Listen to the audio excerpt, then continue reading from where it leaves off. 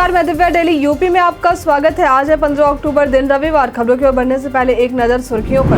उत्तर प्रदेश के बिजली कनेक्शन की दरों में 30 से 35% तक की हो सकती है बढ़ोतरी। देश का दूसरा चारकोल प्लांट गोरखपुर में होगा स्थापित। त्योहारी सीजन में आस्था के नाम पर तेज डीजे बजाने वालों पर होगी कार्रवाई। देवरिया कांड को लेकर नेहा सिंह राठौड़ का यूपी में काबा सीजन 3 हो रहा वायरल। मिशन शक्ति के चौथे चरण का आज सीएम योगी करेंगे आगाज। चलिए बढ़ते उत्तर प्रदेश के अब तक के 25 बड़ी खबरों की ओर विस्तार से। Uranium corporation of India limited के अप्रेंटिसशिप के पदों पर निकली भर्ती। अप्रेंटिसशिप के 243 पदों पर uranium corporation of India limited के तरफ से भर्ती निकाली गई है। आवेदन करने की अंतिम तिथि 12 नवंबर 2023 निर्धारित की गई है। इच्छुक अभ्यर्थी इसके आधिकारिक वेबसाइट ucil.gov.in पर जाकर आवेदन कर सकते हैं। यदि इसके शैक्षणिक योग्यता की बात करें तो उम्मीदवारों को 10वीं उत्तीर्ण करना अनिवार्य है। साथ ही संबंधित ट्रेड में NCBT से मान्यता प्राप्त संस्थान से ITI उत्तीर्ण किया हो। उम्मीदवार की आयु न्यूनतम 18 वर्ष और अधिकतम 25 वर्ष होनी चाहिए। अधिक जानकारी के लिए आप इसके आधिकारिक वेबसाइट पर जाकर विजिट कर सकते हैं। उत्तर प्रदेश के बिजली कनेक्शन की दरों में 30 से 35% तक हो सकती है बढ़ोतरी। 30 से 35% तक की बढ़ोतरी उत्तर प्रदेश में बिजली कनेक्शन की दरों में की जा सकती है। राज्य विद्युत नियामक आयोग को पावर कॉर्पोरेशन द्वारा चौथी बार संशोधित कॉस्ट डेटा बुक का प्रस्ताव भेजा गया है, जहां कुछ खास बदलाव नए कनेक्शन और उपभोक्ता सामग्री की वस्तुओं में देखने को मिली है। चीफ इंजीनियर अनिल कुमार जायसवाल द्वारा बताया गया है कि शासन के द्वारा हापुड़ जिले के लिए 36 करोड़ रुपए का बजट पास हुआ है, जिसमें से 5 करोड़ रुपए का बजट धीरखेड़ा इंडस्ट्रियल एरिया के लिए है। धीरखेड़ा इंडस्ट्रियल एरिया के पावर हाउस की क्षमता बढ़ाकर 20 MVA करने का प्रस्ताव शासन को भेजा गया है। देश का दूसरा चारकोल प्लांट गोरखपुर में होगा स्थापित। आज गोरखपुर नगर निगम में 255 करोड़ रुपए के चारकोल प्लांट के MOU पर सीएम योगी के मौजूदगी में हस्ताक्षर होने वाले हैं। इसके अलावा 220 करोड़ रुपए के कार्यों का लोकार्पण और शिलान्यास सीएम योगी करने वाले हैं। बता दें कि गोरखपुर सहजनवा के सुतनी में इस चारकोल प्लांट की स्थापना होने वाली है, जो कि देश का दूसरा प्लांट होगा। देश का पहला प्लांट उत्तर प्रदेश के वाराणसी में स्थित है। गोरखपुर को विकास देने की कड़ी में इसे सोलर सिटी के रूप में भी विकसित किया जाएगा। सोलर सिटी में शहर को बदलने के लिए NTPC नगर निगम के भवनों और जमीन पर सौर ऊर्जा पैनल लगाए जाएंगे। कई कारणों से दर्ज है भारत के इतिहास में आज की तारीख। आज के दिन वर्ष 1931 में भारत के 11वें राष्ट्रपति APJ अब्दुल कलाम का जन्म तमिलनाडु के रामेश्वरम में हुआ था। आज के दिन वर्ष 1932 में टाटा कंपनी ने टाटा सन्स लिमिटेड नामक देश की पहली एयरलाइन की शुरुआत की। आज के दिन वर्ष 1949 में त्रिपुरा राज्य को भारत में सम्मिलित किया गया। आज के दिन वर्ष 1998 में गरीबी उन्मूलन के लिए भारत की फातिमा बी को संयुक्त राष्ट्र पुरस्कार से सम्मानित किया गया था। आज के दिन विश्व विद्यार्थी दिवस मनाते हैं। आज के दिन अंतर्राष्ट्रीय ग्रामीण महिला दिवस मनाते हैं। इस वजह से सील हुआ मुजफ्फरनगर का राणा स्टील। उत्तर प्रदेश के मुजफ्फरनगर में राणा स्टील के इंडक्शन फर्नेस में निरीक्षण के दौरान पाया गया कि कंपनी मानकों का उल्लंघन कर रही है, जिस वजह से प्रदूषण फैलाने के मामले में क्षेत्रीय प्रदूषण नियंत्रण बोर्ड की टीम ने कंपनी को सील कर दिया है। सील करने के बाद कंपनी पर विभागीय कार्रवाई की जा रही। वहीं प्रदूषण नियंत्रण बोर्ड के क्षेत्रीय अधिकारी अंकित सिंह द्वारा बताया गया कि प्रदूषण नियंत्रण विभाग की यूनिट ने आयोग की टीम के साथ राणा स्टील का औचक निरीक्षण किया था, जिसमें 2 फर्नेस में प्रदूषण नियंत्रण के लिए निर्धारित मानकों के अनुरूप कार्य होता नहीं पाया गया है, जिसके बाद इनके खिलाफ बंदी आदेश जारी किया गया। त्योहारी सीजन में आस्था के नाम पर तेज डीजे बजाने वालों पर होगी कार्रवाई। त्योहारी सीजन शुरू हो चुके हैं, ऐसे में आस्था के नाम पर तेज गाना बजाने वालों को प्रशासन की तरफ से सख्त आदेश दिए गए हैं। दरअसल गोरखपुर के बांसगांव थाने में पूजा समितियों के पदाधिकारियों और डीजे संचालकों की बैठक में SP साउथ अरुण कुमार सिंह द्वारा कहा गया कि डीजे के तेज आवाज से आम लोगों को दिक्कत होती है। अगर नहीं मानेंगे तो पुलिस कार्रवाई करेगी। प्रतिमा विसर्जन के दौरान लोग तेज आवाज में डीजे बजाते हैं। इसकी वजह से सबसे ज्यादा परेशानी उन लोगों को होती है जिनका घर उन रास्तों पर पड़ता है जहां से जुलूस निकलता है।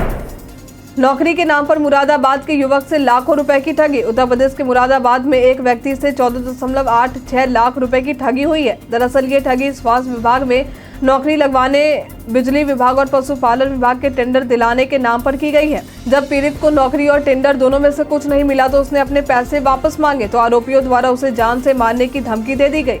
पुलिस द्वारा इस मामले को लेकर केस दर्ज कर लिया गया है। यूपी के 35 जिलों में इस वजह से 2 दिनों तक बंद रहेंगे स्कूल। 28 और 29 अक्टूबर को प्रारंभिक अर्हता परीक्षा 2023 के लिए आयोजित होने वाली मुख्य परीक्षा के दिन अन्य भर्ती स्कूल और कॉलेज की परीक्षाओं पर यूपी सरकार द्वारा रोक लगा दी गई है। यूपी के जिन 35 जिलों में स्कूल और कॉलेज को सेंटर बनाया गया है, उन सभी स्कूल और कॉलेजों को इस दिन बंद रखा जाएगा। इस संबंध में आयोगों, बोर्डों और विश्वविद्यालयों को निर्देश भेजे जा चुके हैं। इन 35 जिलों में बने परीक्षा केंद्रों पर परीक्षा 4 पालियों में आयोजित की जाएंगी। आयोग द्वारा परीक्षा को लेकर तैयारियां शुरू की जा चुकी हैं ताकि परीक्षार्थियों को किसी प्रकार की परेशानी का सामना ना करना पड़े।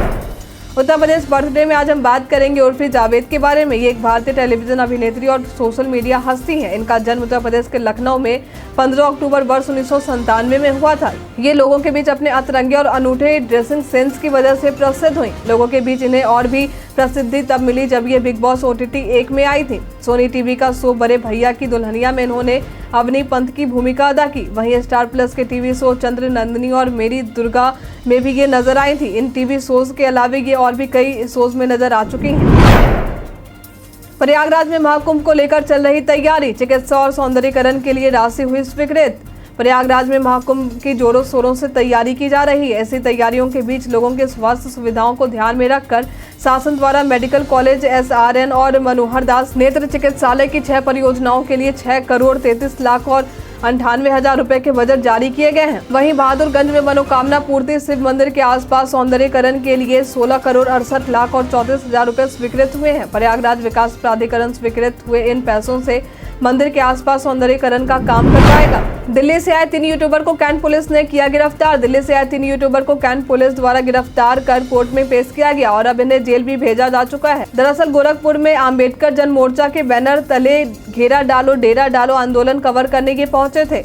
पुलिस द्वारा कमिश्नर नाजिर राजेश कुमार शर्मा की तहरीर पर 10 अक्टूबर को कमिश्नर कार्यालय पर बिना अनुमति के धरना प्रदर्शन करने के साथ तोड़फोड़ और सरकारी कार्य में बाधा डालने के मामले में 13 नामजद और 10 से 15 अज्ञात पर केस दर्ज किया था। मुख्तार अंसारी की याचिका पर उत्तर प्रदेश सरकार से सुप्रीम कोर्ट ने मांगा जवाब। उत्तर प्रदेश सरकार को नोटिस जारी कर सर्वोच्च न्यायालय ने बाहुबली नेता मुख्तार अंसारी की याचिका पर जवाब मांगा है। इस याचिका में इलाहाबाद हाई कोर्ट के फैसले को यूपी गैंगस्टर्स और असामाजिक गतिविधियां अधिनियम के तहत उन्हें दोषी ठहराने और सजा देने के मामले को चुनौती दी गई है, जहां अंसारी को 5 साल कैद की सजा सुनाई गई है।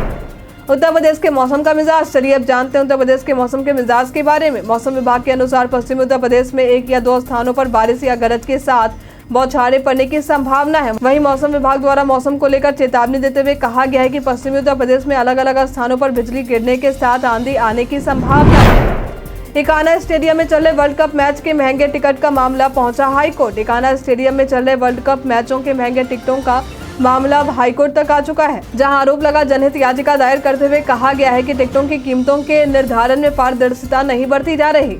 लखनऊ बेंच ने मामले की सुनवाई करते हुए याची से ICC, BCCI समेत स्टेडियम एसोसिएशन और यूपी क्रिकेट एसोसिएशन को याचिका की प्रति देने के आदेश दिए हैं। याचिका में इस बात की चर्चा की गई है कि इकाना स्टेडियम में होने वाले कुछ मैचों के टिकट 499 रुपए से है, जबकि कुछ 3,250 रुपए की न्यूनतम कीमत पर बेचे जा रहे हैं और इन टिकटों की कीमत तय करने में पारदर्शिता नहीं बरती जा रही। उत्तर प्रदेश परिवहन निगम नेपाल के लिए चलाएगा बसें। पड़ोसी देश नेपाल के बांके जिले मुख्यालय नेपालगंज तक अब उत्तर प्रदेश परिवहन निगम की बसें चलाई जाएंगी। परिवहन सेवा के सर्वे का कार्य दोनों देशों के बीच पूरा होने के साथ ही अंतर्राष्ट्रीय परमिट की औपचारिकताएं भी पूरी की जा चुकी हैं। सरकार द्वारा लिए गए इस फैसले से दोनों देशों की आर्थिक स्थिति को भी मजबूती मिलेगी। बता दें कि पूरे देश के कुल 5 राज्यों में इन रोडवेज बसों का संचालन होगा, लेकिन अधिकतर बसें दिल्ली, हरिद्वार और लखनऊ की रूट से होकर गुजरेगी। इस दिन गणेश पूजन के साथ राम मंदिर में अनुष्ठान कार्य की होगी शुरुआत। अयोध्या में निर्माणाधीन राम मंदिर के अनुष्ठान और अन्य कार्यक्रमों को लेकर तिथि सामने आ चुकी है। दरअसल 17 जनवरी से रामलला के प्राण प्रतिष्ठा के अनुष्ठान का कार्य शुरू होगा, जहां जल यात्रा के साथ धार्मिक कर्मकांड शुरू किए जाएंगे। गणेश पूजन के साथ ही इस अनुष्ठान का शुभारंभ किया जाना है। वहीं प्रधानमंत्री नरेंद्र मोदी 22 जनवरी को नेत्र खोलकर रामलला के श्री विग्रह का अनावरण करेंगे। उत्तर प्रदेश पर्यटन में आज हम बात करेंगे रेल म्यूजियम गोरखपुर के बारे में। यह म्यूजियम उत्तर प्रदेश के गोरखपुर जिले में स्थित है। यहाँ आपको भारतीय रेल से जुड़ी कई जानकारियां और इसके इतिहास देखने को मिल जाएंगे। साथ ही यहाँ आप रेलवे के कई मॉडल भी देख पाएंगे। इसके अलावा यहाँ पार्क भी मौजूद है, जहाँ बच्चों के मनोरंजन के लिए कई झूले भी लगे हैं। यहाँ ट्रेन टॉय पर राइड का मजा भी आप ले सकते हैं। साथ ही रेलवे से जुड़ी कई यंत्रों की जानकारी भी मिलेगी। यहाँ मौजूद रेस्टोरेंट ट्रेन के कोच थीम पर ही बनी है, जहाँ आप अपने पसंद की चीजें खाने का लुत्फ उठा सकते हैं। दोस्तों और परिवार के साथ आप यहाँ घूमने आ सकते हैं। मिशन शक्ति के चौथे चरण का आज सीएम योगी करेंगे आगाज। सीएम योगी आज अपने सरकारी आवास से मिशन शक्ति के चौथे चरण का आगाज शारदीय नवरात्र के अवसर पर मातृ शक्ति को वंदन करते हुए करने वाले हैं। इस दौरान वे महिला सशक्तिकरण रैली को सुबह के समय 10:30 बजे फ्लैग ऑफ करके रवाना करेंगे। इसके बाद लोक भवन में आयोजित मिशन शक्ति कार्यक्रम में सीएम योगी शामिल होंगे। वह मुख्य अतिथि के रूप में यहां मौजूद 3 महिला विभूतियों समेत 25 महिलाओं को सम्मानित करेंगे। देवरिया कांड को लेकर नेहा सिंह राठौर का यूपी में काबा का सीजन 3 हो रहा वायरल। उत्तर प्रदेश की चर्चित लोक गायिका नेहा सिंह राठौर ने यूपी में काबा सीजन 3 जारी कर दिया है। बता दें कि इस बार नेहा ने अपने लोकगीत के माध्यम से देवरिया कांड में यूपी सरकार को घेरा है। उनके गाने के अनुसार यूपी सरकार देवरिया में सौतेला व्यवहार कर रही। योगी तो स्वयं राजा है यानी मुख्यमंत्री है, तो उनकी यह कैसी मजबूरी है। नेहा का कहना है कि देवरिया कांड में दोनों ही परिवार पीड़ित हैं। किसी के पिता मरे हैं तो किसी के माता पिता के साथ भाई बहन भी मरे हैं, लेकिन इस मामले में सीएम योगी केवल एक परिवार से ही मिले और दूसरे परिवार से क्यों नहीं? इसके पीछे उनकी कौन सी मजबूरी थी? ड्यूटी छोड़कर इकाना स्टेडियम में मैच देखने पहुंचे पुलिस कर्मियों पर कार्रवाई की तैयारी। ड्यूटी छोड़कर इकाना स्टेडियम में मैच देखने गए 15 पुलिस कर्मियों की मुसीबत अब बढ़ चुकी है। दरअसल विभाग इनके खिलाफ एक्शन लेने की तैयारी में है। इन पुलिस कर्मियों पर जांच के लिए विभाग द्वारा जांच कमेटी भी बिठा जा चुके हैं। इन पुलिस कर्मियों के अलावा 2 पीएसी जवान भी थे। इन जवानों की ड्यूटी महानुभाव की सुरक्षा में आवास पर गार्ड में लगाई गई थी। इन जवानों पर निलंबन के कार्रवाई करने के लिए सेना नायक 23वीं वाहिनी मुरादाबाद को पत्र लिखा गया है। बता दें कि ये सभी ऑस्ट्रेलिया और साउथ अफ्रीका का मैच देखने 12 अक्टूबर को इकाना स्टेडियम पहुंचे थे।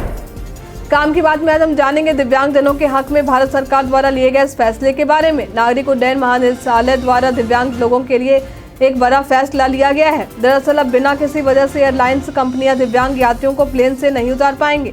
ऐसा करने से पहले उनके पास कोई उचित कारण होना जरूरी है। यदि बात यात्री के स्वास्थ्य से संबंधित है तभी एयरलाइंस उन्हें यात्रा करने से रोक सकते हैं। हालांकि फ्लाइट में चढ़ने से पहले उनके पास डॉक्टर की लिखित मंजूरी अवश्य होनी चाहिए। बता दें कि कई बार दिव्यांगजनों के लिए एयरलाइंस कंपनियां उनकी कम स्पीड को लेकर उन्हें फ्लाइट से आने से मना कर देती है, लेकिन अब वे ऐसा नहीं कर पाएंगे। शिक्षा के क्षेत्र में सीएम योगी ने जारी किए गए आदेश। बेसिक, माध्यमिक, उच्च और व्यावसायिक शिक्षा और विद्यालयों को साधन सुविधा संपन्न बनाने के लिए सभी आवश्यक कदम उठाने पर सीएम योगी द्वारा बल दिया जा रहा। उन्होंने जिला विद्यालय निरीक्षकों की तैनाती में मेरिट का ध्यान रखने के निर्देश दिए हैं। सीएम योगी ने तत्काल तैनाती के निर्देश दिए हैं जिन पदों में यह पद रिक्त हैं। साथ ही बेसिक शिक्षा परिषद के विद्यालयों में शिक्षक छात्र अनुपात को मानक अनुरूप संतुलित बनाए रखने की बात सामने आई और कहा गया है कि जहां शिक्षक अधिक हैं उन्हें कहीं दूसरी जगह समायोजित किया जाए।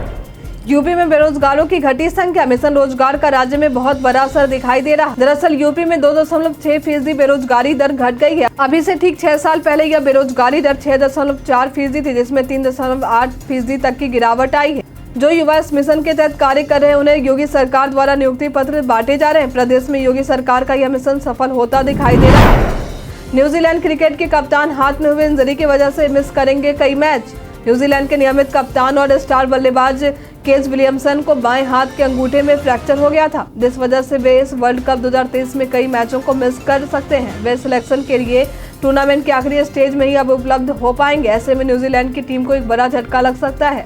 न्यूजीलैंड क्रिकेट बोर्ड ने अपने ट्विटर अकाउंट पर ट्वीट करते हुए कहा है कि स्कैन की रिपोर्ट में विलियमसन के बाएं हाथ के अंगूठे में फ्रैक्चर पाया गया, जिस वजह से वे आने वाले कई मैचों को मिस करेंगे और नवंबर में होने वाले न्यूजीलैंड के आखिरी लीग मैचों तक ही फिट हो पाएंगे। टेक ज्ञान में आज हम जानेंगे स्कैमर्स द्वारा बनाए जा रहे इस नए जाल के बारे में। इस इंटरनेट की दुनिया में साइबर क्राइम से बचना काफी मुश्किल होता है। आए दिन स्कैमर्स ठगी के कई पैतरे अपनाते हैं। अभी हाल में ही एमनेस्टी इंटरनेशनल सिक्योरिटी लैब ने अपने एक रिपोर्ट में बताया है कि एक्स यानी पूर्व ट्विटर और मेटा के दूसरे प्लेटफॉर्म्स पर हैकर कमेंट के एक संदिग्ध लिंक्स को एम्बेड कर रहे हैं। ये लिंक्स इतने खतरनाक हैं कि एक लिंक से किसी यूजर के डिवाइस का फुल एक्सेस हैकर्स को मिल सकता है। कई बार हम सोशल मीडिया पर किसी पोस्ट के कमेंट को स्क्रॉल करके चेक भी करते हैं। ऐसे में यदि गलती से भी आप इस तरह के लिंक पर क्लिक कर देते हैं तो यह आपके लिए खतरनाक साबित हो सकता है। आज के लिए फिलहाल इतना ही। अब हम प्रतिदिन आपसे 5 ऐसे जरूरी सवाल पूछेंगे और उसका जवाब बताएंगे जो कि स्टेट पीसीएस, पुलिस दरोगा समेत एसएससी जैसे अन्य प्रतियोगी परीक्षाओं में काम आएंगे। सवाल इतिहास, यूपी स्पेशल, विज्ञान, करंट अफेयर्स और भूगोल से रहेंगे। तो हमारा पहला सवाल है, हाल ही में किस देश के राष्ट्रपति को जेएनयू द्वारा मानद डॉक्टरेट की उपाधि से सम्मानित किया गया है? ऑप्शन ए है मलेशिया, ऑप्शन बी है इंडोनेशिया, ऑप्शन सी है श्रीलंका, ऑप्शन डी है तंजानिया। इसका सही उत्तर है तंजानिया। हाल ही में किस राज्य के केंद्रपाड़ा रसबल्ली को जीआई टैग मिला है? ऑप्शन ए है झारखंड, ऑप्शन बी है उड़ीसा, ऑप्शन सी है बिहार, ऑप्शन डी है मध्य प्रदेश। इसका सही उत्तर है उड़ीसा। हाल ही में किस भारतीय क्रिकेटर को ड्रेसिंग रूम में best fielder of the match से सम्मानित किया गया है? ऑप्शन ए है विराट कोहली, ऑप्शन बी है शुभमन गिल, ऑप्शन सी है रोहित शर्मा, ऑप्शन डी है श्रेयस अय्यर। इसका सही उत्तर है विराट कोहली। सूती वस्त्र उद्योग में उत्तर प्रदेश देश में कौन सा स्थान रखता है? ऑप्शन ए है दूसरा, ऑप्शन बी है पहला, ऑप्शन सी है चौथा, ऑप्शन डी है तीसरा। इसका सही उत्तर है तीसरा। उत्तर प्रदेश में किस वर्ष ऑपरेशन फ्लड एक शुरू हुआ था? ऑप्शन ए है 1970 में, ऑप्शन बी है 1983 में, ऑप्शन सी 1973 में, ऑप्शन डी है 1980 में। इसका सही उत्तर है 1973 में। सवाल जवाब के दौर अब समाप्त होते हैं। आप में से कितने लोगों ने हमारे सवाल का सही जवाब दिया है? कमेंट करके जरूर बताएं। वीडियो के अंत में हम उनका नाम जरूर लेंगे। उत्तर प्रदेश के तमाम खबरों के साथ बने रहने के लिए देखते रहे डेली यूपी। और साथ ही अगर आप यूट्यूब से देख रहे हैं तो चैनल को सब्सक्राइब करें। अगर आप फेसबुक से देख रहे हैं तो पेज को लाइक करना ना भूलें। और हाँ, आप उत्तर प्रदेश के जिस भी क्षेत्र से देख रहे हैं उस क्षेत्र का नाम हमें हमारे कमेंट सेक्शन बॉक्स में लिखकर जरूर बताएं। धन्यवाद।